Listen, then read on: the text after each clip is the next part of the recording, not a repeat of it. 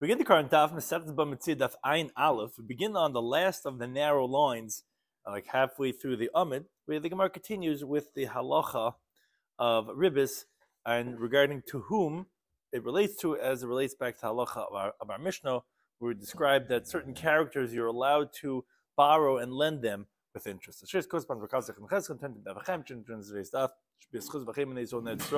the entire world. So discussing today's daf are, as we mentioned, previous daf, we went through a bunch of Agadah to teach that if you lend your money with interest, you end up losing your assets. The halacha of Evet Ivri regarding who could buy an Evet Ivri, who could be sold as an Evet Ivri, Ger Taishav, a few different areas of halacha that we discussed regarding the resident convert as someone who accepted upon himself the Shem Mitzvah B'nai Noyach, and regarding what type of halacha he has. Akum, halacha of a non-Jew as it relates to ribis. Ariv, the halacha of a guarantor, as it relates specifically also to a non-Jew. Malva Ma'osav, regarding lending on the money of one person and then passing that loan on, regarding when are we concerned, and some of the concepts related to that is Ein Shlichus Anachi, that a non-Jew does not have a halacha of shlichus. The question is, do we say l'chumra, that there is a shlichus, and zichi l'kat menachi, regarding, do we say that even though a nachri and a cotton don't have shlichus, but that they do have rabbinically a zchia, some type of a merit, and hence some halachic ramifications. So begin the current daf Ayin Aleph. Again, we had mentioned different agadic teachings regarding how critical the Torah looks at someone who lends with interest, and he ends up losing his money.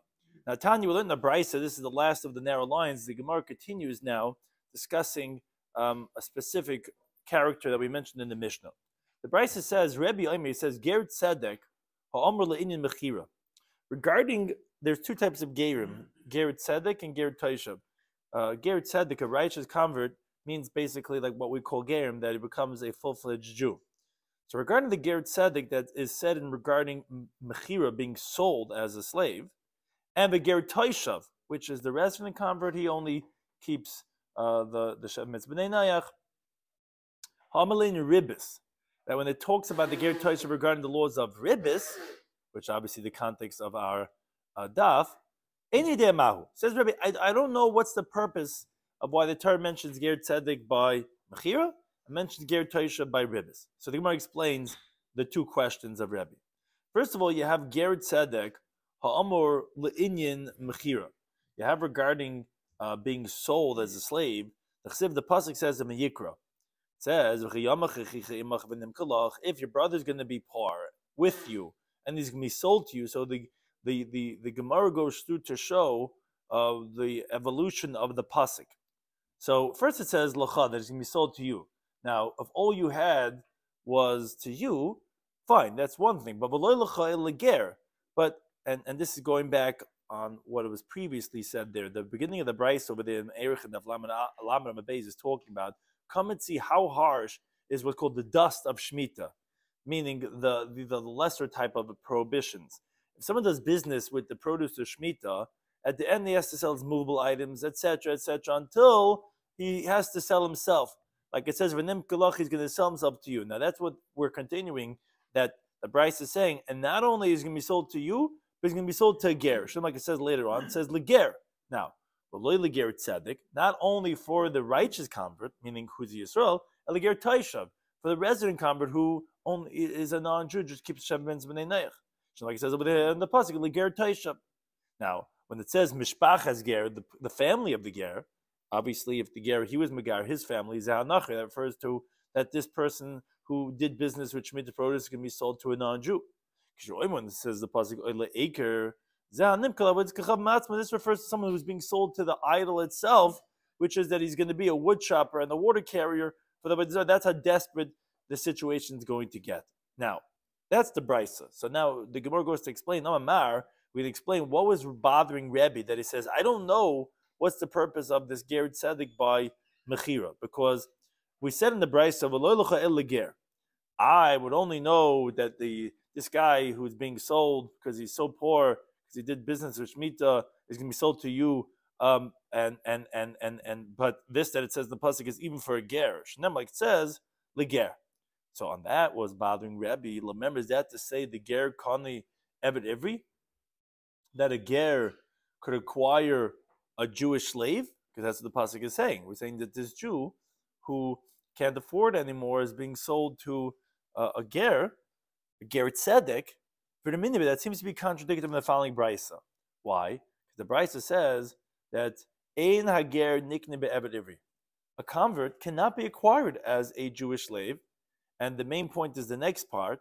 Ve'ein isha v'ger koinen eved ivri.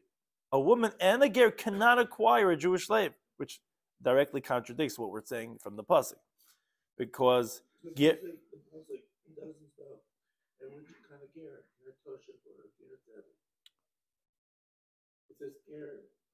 But it has to mean ger tzedek, because it says later on leger toishav.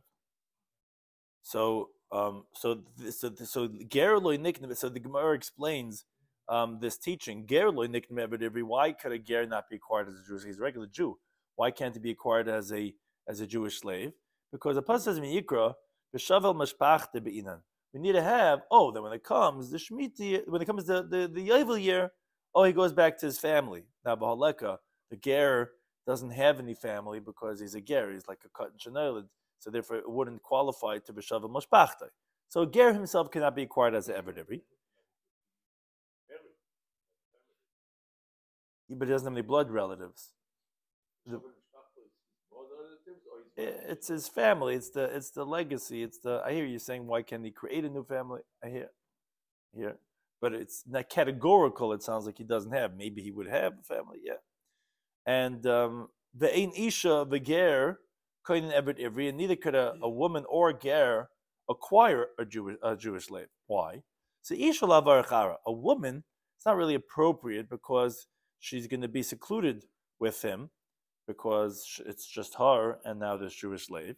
And ger nami, a ger, and this is the halacha that we're discussing. Gemir, we have a tradition. The mikni, whoever could be acquired as a Jewish slave, kani, could acquire a Jewish slave. The lay mikni, if he himself cannot be acquired as a Jewish slave, like we just said, because he doesn't have a shav mashpachtei, so loy kani cannot acquire a Jewish slave. So that was what Rabbi was saying. The ger tzedek amalin mechira. I don't know what it is, because again, this is contradicted from this teaching. Some of Nachman Yitzchak, he says, not difficult. Why? Because ein kaina, this that we said that the ger cannot acquire eved ivri means to have bedina ki Yisrael, to be like a Jewish owner. But he could acquire the Jewish slave as a non-Jewish owner. The time like Luna Bryce said, there's a difference between if the eved ivri is sold to a nachri or if he's sold to Yisrael. So there is not a contradiction. You're right. The pasuk says he could be sold, and he could be, but as a non-Jewish. This that we're saying that the ger cannot acquire the eved ivri, this that we learned in that brisa refers to that he should be like Yisrael. Because the brisa says, Hanirtza, when you have an eved ivri that's sold to a Yisrael, and the master died before Yovel. So what happened was, if he wants to stay longer than the 6 years, you make a hole in his ear, and then he stays till Yovel. And if someone is sold to a non-Jew, in both of these cases, meaning to the contrary, meaning the nirtza, meaning that nirtza that who is the eved ivri that was sold to Yisrael and he wants to stay longer than this exists, and he has a hole, then his master dies before Yovel, he's not going to continue serving for the family, for the son and the daughter. And so too, by a nachri, when he passes away, you don't serve the son and the daughter. Why? So regarding the nirtza, the pasuk says in Shemais Chaf Aleph, "Avadoy la'olam." When you become a nirtza, you're going to serve him forever. What's him? Him is, and not the son. I mean, if it's within the 6 years, yeah. If the father dies, then he'll serve the son. But the nirtza is not going to serve the son. And when you sold to a non-Jew, the Gemara in Kedushin Rabbi Zayim base teaches, it says in the pasuk "B'chishavim kinehu," that you calculate with the owner regarding when you want to buy back the slave to redeem him, which teaches with kinehu v'loyim yorshe kinehu. There's no calculation with the inheritors of the one who bought him, because the non-Jew does not pass over the Jewish slave to his children. So you see there's a difference between being sold to a Jew or a non-Jew. That's what we're saying, that the ger will not be able to acquire an eved ivri as a Yisrael, but he will be able to acquire a eved ivri as a nachri. So that's regarding the first teaching that Rebbe had said, that I don't know what's the point of ger tzedek by mechira. Now, parenthetically, once we brought in this brisa, Amamar, the time the brisa said, "Ve'ein isha v'ger koine eved ivri." A woman and a convert cannot acquire a Jewish slave. So the Gemara says that this seems to be contradicting a specific Tana, namely the Lekab Shimon Gamliel. Why? The Tana learned in the brisa that isha koine esa shvachis. The Tanakama says a woman could acquire maidservants, ve'ein koine es avadim, like we said, and they cannot acquire slaves. He says, no, av koines avadim, you could even acquire slaves. So wait a second, so it seems clear that the brisa we brought before, that a woman cannot acquire slaves, is not like Rabbi Shimon Gamliel. The Gemara says, no, not necessarily. Why? How is that possible? I feel the time you could even say Rabbi Shimon Gamliel like kasha. It's going to Rabbi Shimon Gamliel is not a difficulty because Khan, the first brisa that said that's going to be aser, is be'eved ivri, is to acquire a Jewish slave. Khan, Shimon Gamliel is talking about that you're allowed to buy the slave, is be'eved kanani by non-Jewish slave. What's the difference? So the Gemara explains. Eved ivri, it's almost like you would think it's not like that, but by a Jewish slave, we said the woman should not buy him, because tzenu Allah, he's presumed to be discreet in her eyes, that if they're going to do something inappropriate together, he's not going to glorify to reveal. A Yid is embarrassed of the things that he does. So therefore, it's forbidden to buy him because she's confident that she'll be able to get away with it and won't get out. If it's Kanani, a non-Jewish slave, Paritz law, she's afraid to make herself hefker to him because he's going to suddenly put it out there in the pub, whatever, and therefore, that actually, the Eved Kanani, she could buy. So it's not necessarily, it could even be like Rishim Gamliel. But then says the Gemara, really? Elahad the Tanner of Yosef. What do you do with the brace Rabbi Yosef teaches? He says, Armalta, a widow, loiter Rabbi Kalba. She should not have a dog. Why? Because Rashi says she might do something inappropriate with the dog. A lonely widow has a dog. Now, Tais actually says it's not really. We're not really concerned by a Jewish person that they might engage in homosexuality or bestiality. So there's no Isser Yichud with the woman with the dog. It just says because what's called lazos vasayim ba'alma. That people are going to talk because the dog is going to be following her like a mate, and so therefore the widow should not have a dog. And so to v'leitashib bar beirav b'ushbiza, she shouldn't host a Talmudic scholar, in her home again for inappropriate things. So the Gemara says yes. Bishlam bar beirav, I understand the young yeshiva student Tzniila is discreet with her. She's confident that the word's not going to get out.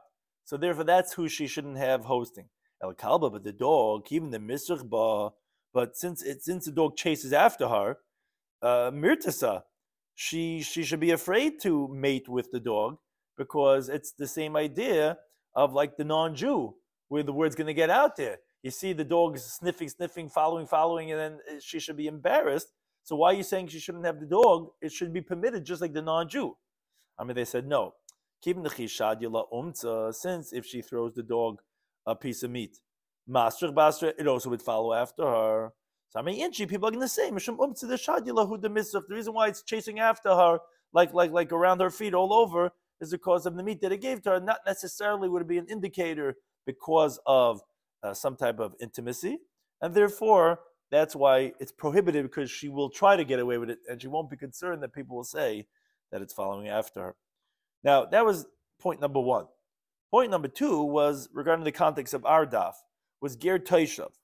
A Ger Taishav is as a non-Jew accepts upon himself not to worship idolatry, but he eats not kosher, meaning he's not a Jew.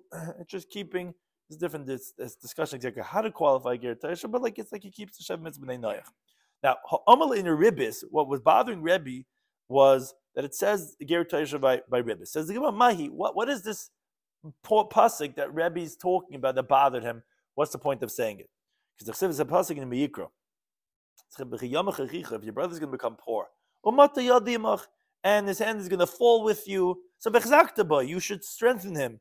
Ger v'toisha, whether it be a convert or a resident. So it says the toishav over here. He'll live with you.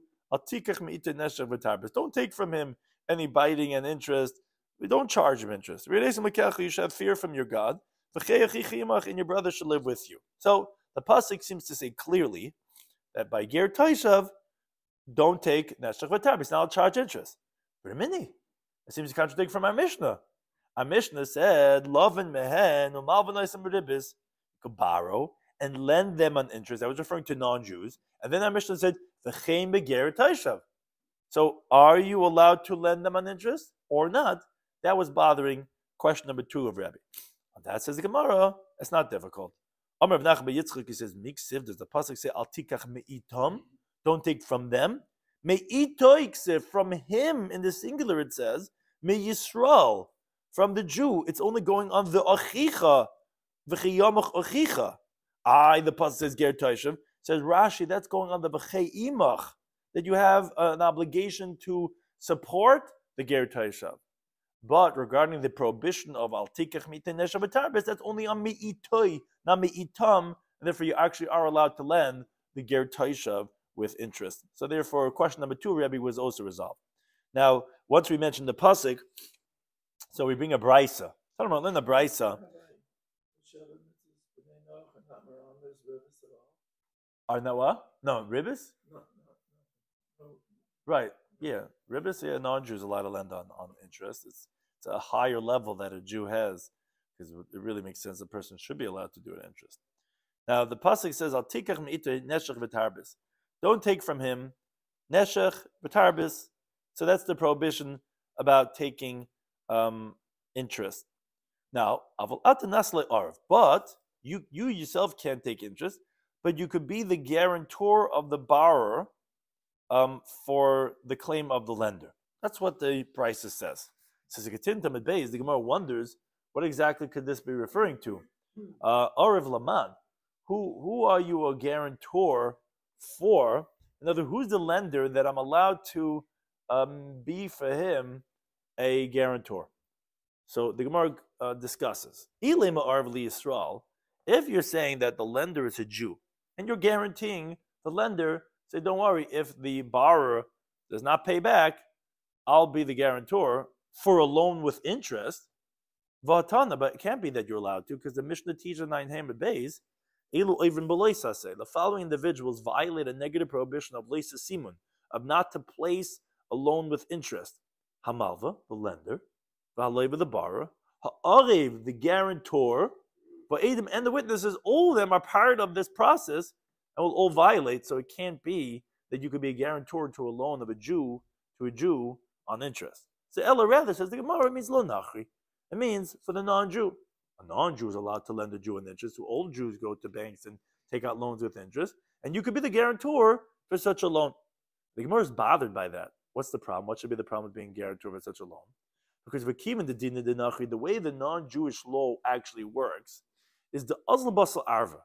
Some reason, the way it was, at least in Talmudic times, the non-Jew would go directly and only make a claim by the guarantor. They knew the guarantor was the guy who has the money. He's the wealthy guy who's like, I'll guarantee it. They wouldn't waste their time going to the guy who obviously didn't have money, who had to take the loan in the first place. They would go straight to the guarantor. So why is that a problem? So the Gemara explains this, where it gets a lot of technical with business shilas, is like this. Ihu nihu de kashakol minei, comes out that the guarantor himself is the one who's taking from the borrower ribisa, the interest. Meaning, as Rashi explains, it's like the guarantor took a loan from the non-Jew, because he goes and he collects it straight from him, and as if the guarantor went and lent that to the Jew. And now the Jew is collecting, and this way it always happens with the credit card things that people on other people's account. It's like, so the Gemara is asking, how could this work if it's like the Jew is lending the Jew money and he's paying him interest? Yeah, and then he's passing on the interest to him.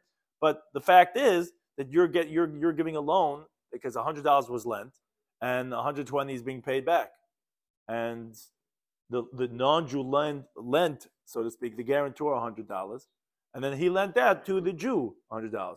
The Jew's now paying him $120, and now he's passing on $120 to him. That ultimately he's lending the Jew with interest. So Rav Sheshis, he says, a very interesting answer, meaning like, he says, you're right. It wouldn't work in the classic sense. You wouldn't be able to be a guarantor for a loan, at least in Talmudic times, for even a non-Jewish lender. It's only where the non-Jewish lender accepted upon himself to educate as it is with the Jewish law, meaning he's claiming from the borrower first, and when he doesn't find, meaning to say he's not going to do the way non-Jews usually do. He's going to first go to the borrower. When he doesn't find money by the borrower, then he'll go to the guarantor. Oh, so Rashi explains, now it's not like as if the guarantor took the loan initially, because he's not coming to him first. So therefore, even when he does pay it back to the non-Jew, it's that moment that he's lending to his friend. And what is he lending to him is what he's taking from him, meaning, really, it means that the principal is with the interest now. Because what he's paying him, he's paying back the 120. He says, I just lent you 120, pay me back 120. It's not that he lent him 100 and then he's collecting from 120. That would only be if the loan from its inception, from the month before, then it would be, if he collects straight from him, then we consider as if it's a direct loan to the guarantor, and then the guarantor is collecting from the Jew, so it would be for a $100 loan, he's collecting 120. Here, it's like the non-Jew comes to the borrower and he says, pay up. How much? 120. I don't have. He goes to the guarantor, he says, pay up 120. He pays him 120, and he says, I just lent you 120. I didn't lend you 100 with an interest of 20. I lent you 120. So that's because the non-Jew is accepting to do it in the Jewish way, to go first to the borrower, therefore that's not a violation. But then the Gemara says, wait a second. If he accepted upon himself to go according to Jewish law, then ribis nami lelishkol, then the whole story shouldn't even start, then he shouldn't be even taking interest. Says the Gemara, it just means to say that he's not such a flimmer guy. He's not willing to not take interest on his money. He said, I'll be willing, because for practical purposes, the rabbis came to the bank and said, we won't be able to get you guarantors. So he said, no problem, I'll do the Jewish way. I'll go to the borrower first, so then you can have a Jewish guarantor. But don't worry, I'm still going to be charging interest, and therefore, that's why it would be a requirement to pay that. It just won't be a problem, a violation of the Jewish guarantor lending the Jewish borrower.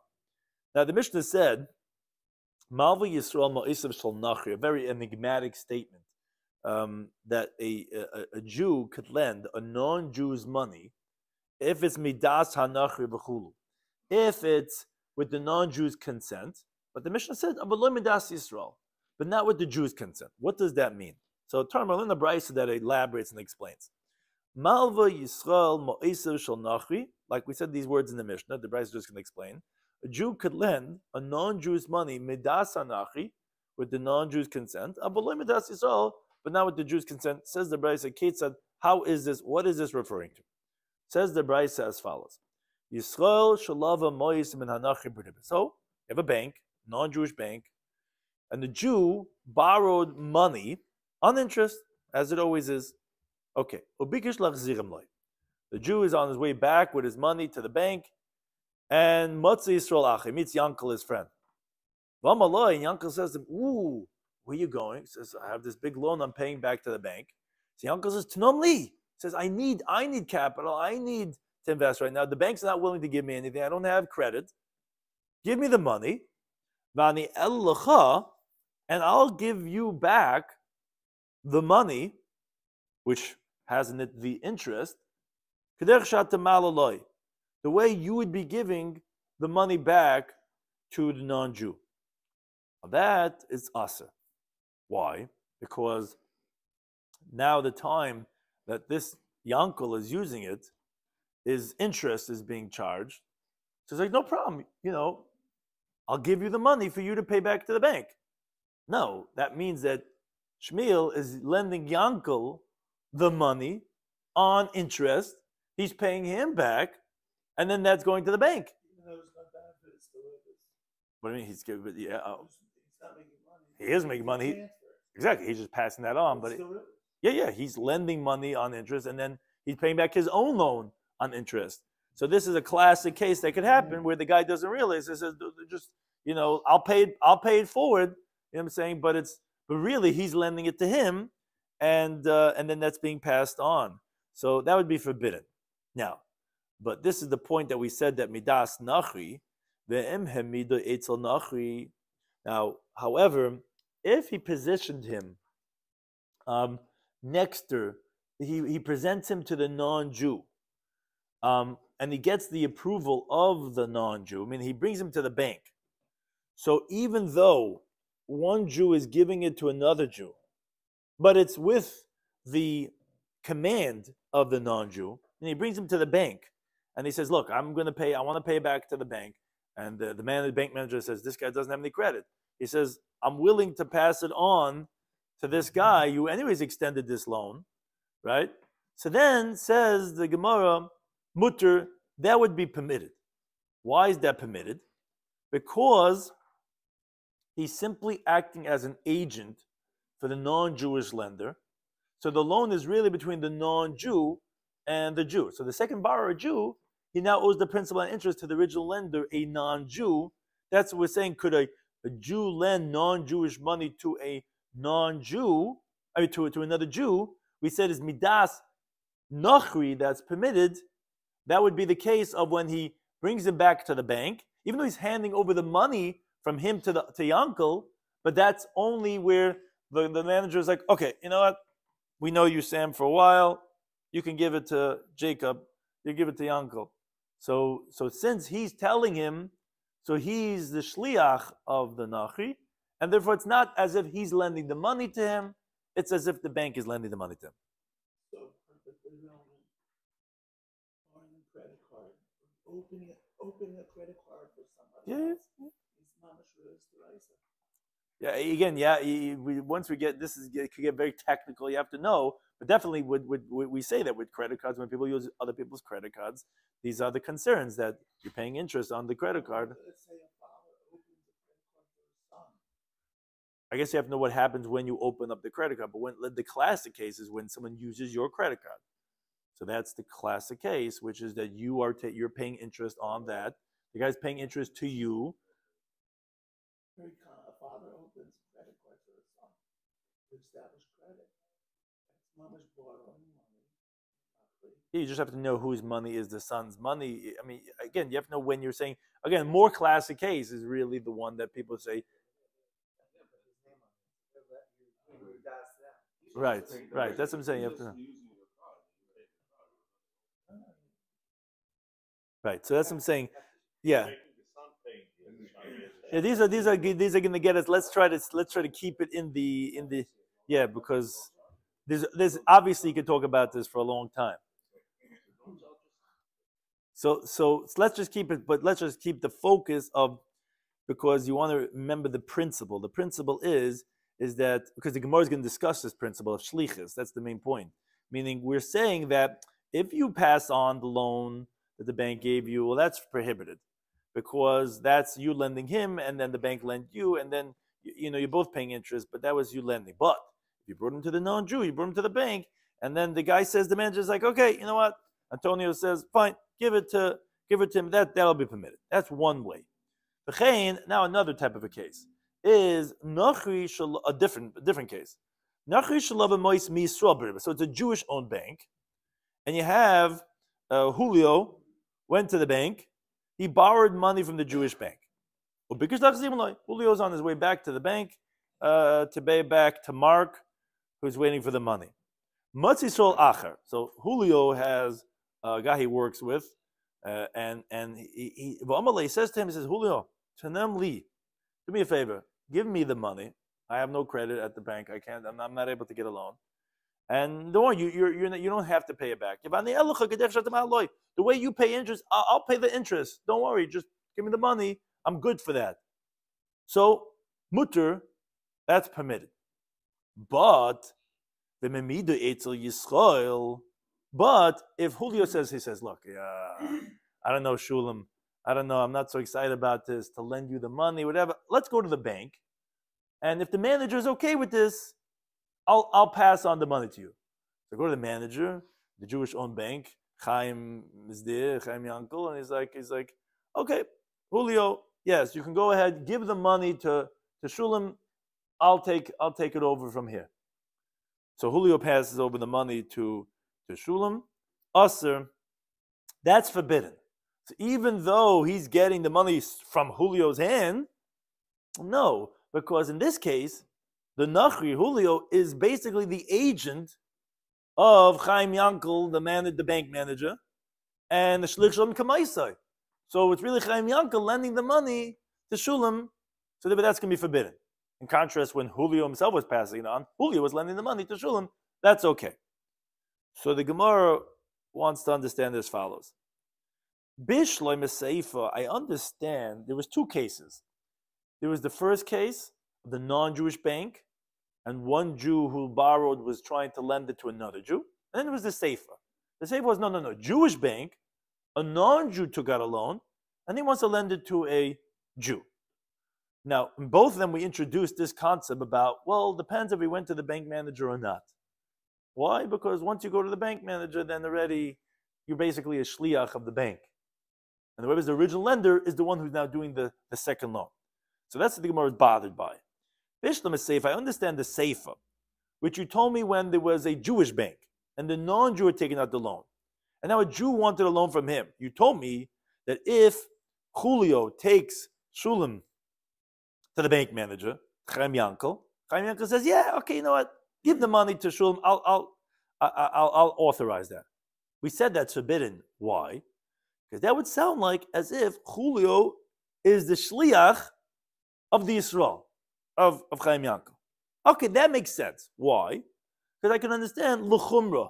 There would be a rabbinic stringency to say that it's forbidden. Because we know the halacha of shlucha shalom kamaisai, an agent of a person is like himself.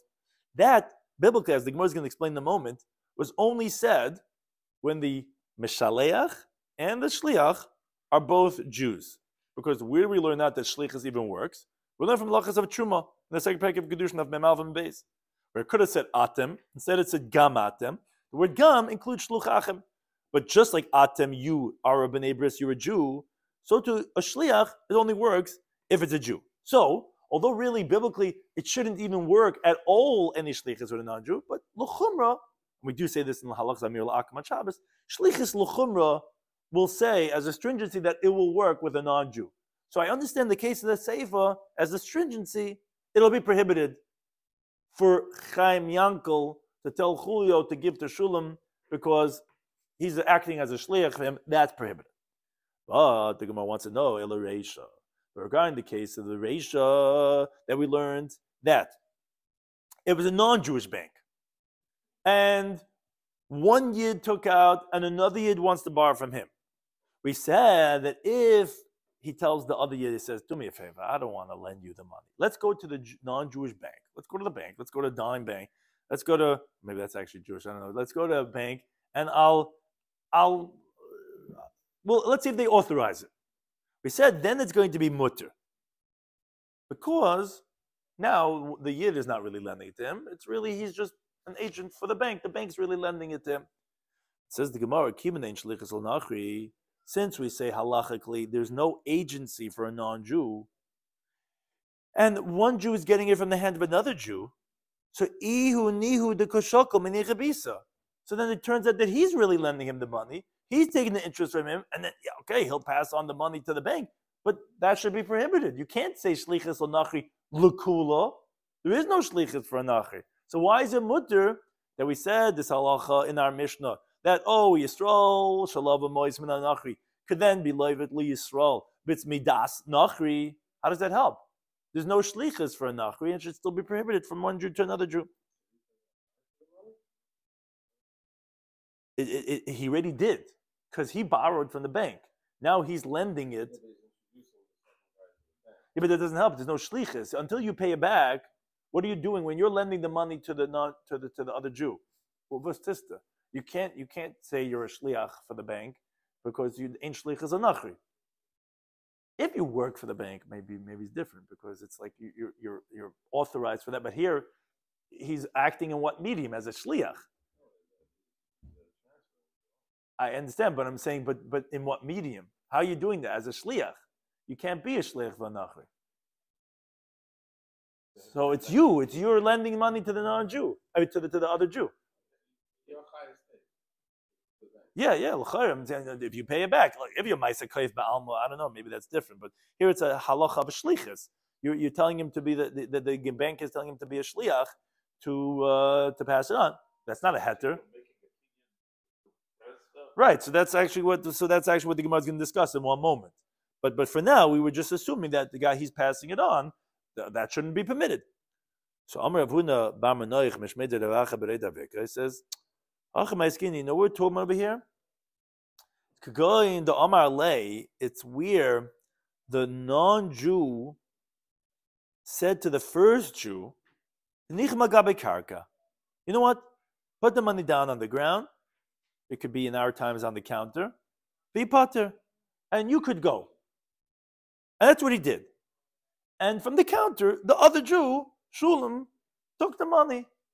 And he comes to the bank and says, do me a favor, the guy can't get credit. I have the money out anyway. I could hold on to the loan. As a Jew, I can't lend it to him. Do me a favor. And he's like, no problem. He says, put the money down. I'll take care of him. And then he takes it from the counter. So the Gemara says, the Gemara says, so what's the chiddush? What are you saying over here? What did, he never did it. He never lent. So then this first guy, this Chaim Yankel, whoever it is, never lent the money to the Shulam. So that should be permitted.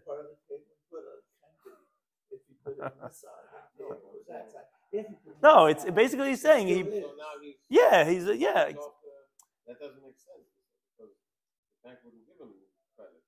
Yeah, but that doesn't make a difference. The fact that it's because of me, but I'm ultimately not lending him the money. Rashi keeps on saying like miyad liyad. No, he's not guaranteeing anything. No. He's now the bank is deciding that he could have it. So the Gemara actually asks, so what's the chiddush? So it sounds like you're not even saying anything.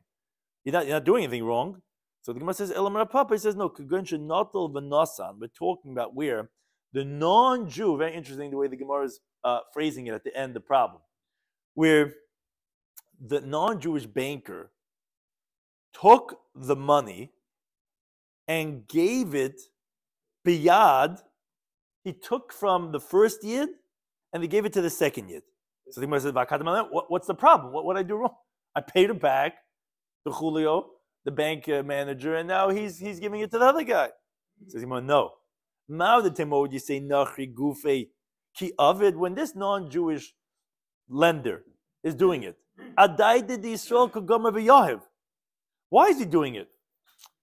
Because the first Jew gave him back the money, and the non-Jewish lender is acting as a shliach. Because he's asking, he wouldn't have, like you said, he wouldn't have lent him the money.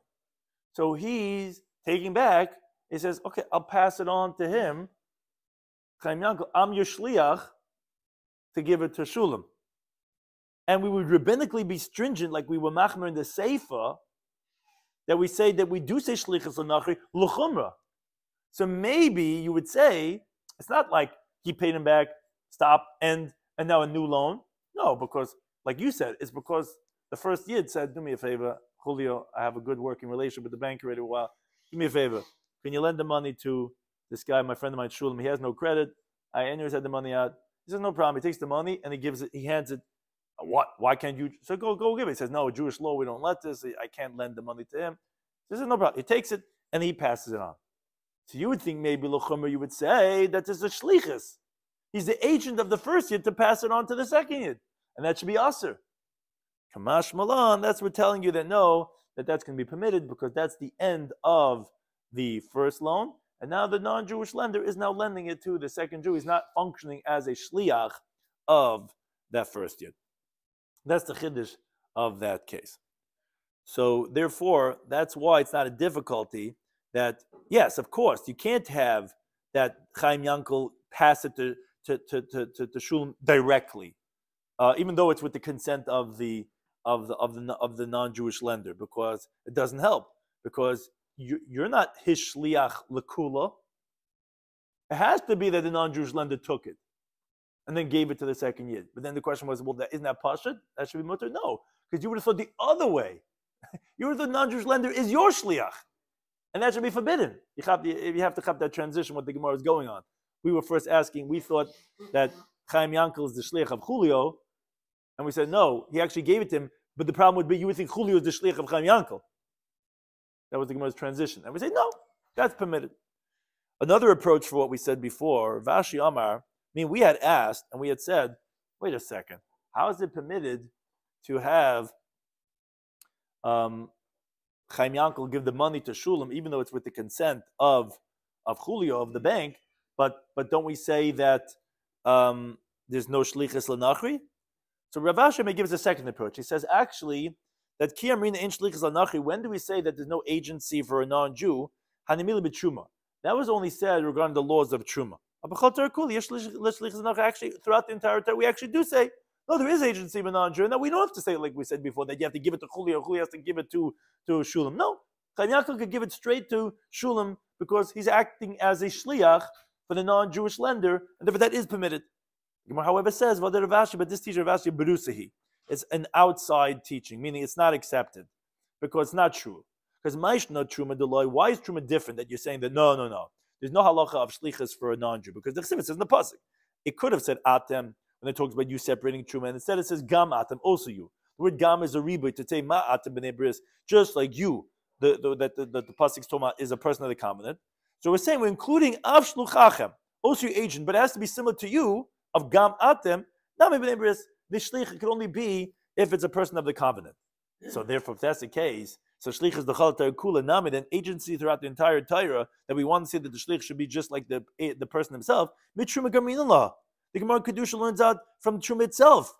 So if you're saying by there's no shlichus va'akum by Truma, then it's going to be throughout the entire Torah. So El Rav Ashi Brusi must be the teacher of Rav Ashi is an outside teaching. It's obviously unacceptable because you can't tell me that for the lending you will say that you're the agent of a nachri. There is no agency for a nachri. Ikadami, however, there are those that say a different version. Amar Rav Ashi said, when do we say there's no agency for a non-Jew? That's them for us. But us for them, for example, the Reish of the Braisa, which was talking about the non-Jewish bank, and then Chaim Yankel is bringing the money back, and then he wants to hand it over to Shulam, we could be a shliach for a non-Jew. It's just that a non-Jew cannot be shliach for us. So therefore, havinu lahu shliach, we could be a shliach. And the Seifa, however, that we had that the non-Jew is a shliach v'Yisrael, that we said that was only l'chumra, like we said. But the Reisha could be l'kula because the Reisha is talking about that we are the shliach for the non-Jew. But the Gemara says no. This teaching of Rav Ashi is also an outside teaching. It's also incorrect because why is it that the non-Jew for us, the non-Jew cannot be an agent, at least l'kula, is the chsiv atem gam atem. Because it says you, also you, l'rabba shluchachem, to include your agent. To say ma atem b'nei just like you, the owner, is a Jew. Av shluchachem b'nei so to your agent has to be a Jew. So anam l'ditu nami, then us for them also, for us to be a shliach for them, ma atem. Go back to the you, who is the mishaleach, is b'nei bris kamar, is only talking about by a Jew. And you are is the mishaleach. Shlichus was only said when the sender is a Jew and the agent is a Jew. So Ella Hadar Rav Ashi Berusi must be that this teaching of Rav Ashi is also outside teaching. That also would not be a good answer for the question. However, the Gemara goes and tries to give another approach. Aviname says, you're right, although there's no halach of shlichus for a nachri, but rabbinically we do consider halacha of being mezaka for him, meaning that the Jew should be able to merit it for the purposes of the non-Jew. So therefore, that Jew could be zaycha for the nachri rabbinically with this loan from the second Jew, meaning it's as if that the non-Jew got the money from the first Jew, and now the second Jew says, "Ani zocha," he's saying to the non-Jewish banker Julio, who doesn't know what he's doing, he says, "Okay, Julio, I'm being zoichet for you, and therefore you're lending it to me now." Julio says, "Yes, Rabbi, whatever you say." So that's another approach why it would be permitted for Chaim Yankel to pass the money straight to Shulam, because although there's no shlichus anachri, but there is a zechiyah anachri. So the second Jew could be zoicha it for the nachri. Says, Julio, I'm taking this for you. I just don't want to give it to you because second you might not lend it to me, and I can give it straight to the second yid. So it's going to be midava cotton. We find the same thing by a minor. Cotton, don't we find by a minor? Although there's no agency for a minor, because when does it talk about shlichus? By a gadol, someone who's fit to take over truma, that his hekdesh should be a hekdesh and his word should take effect. Where by hekdeshes and by nedarim it says ish. By truma it says is called ish ashedven liboy. So obviously the halacha of shlichus would not apply by a minor because the whole pasuk that we learn as shlichus from is from truma. But in spite of that, as we continue about Ein Beis Amad Alf, Islis Chimid Rabbanon.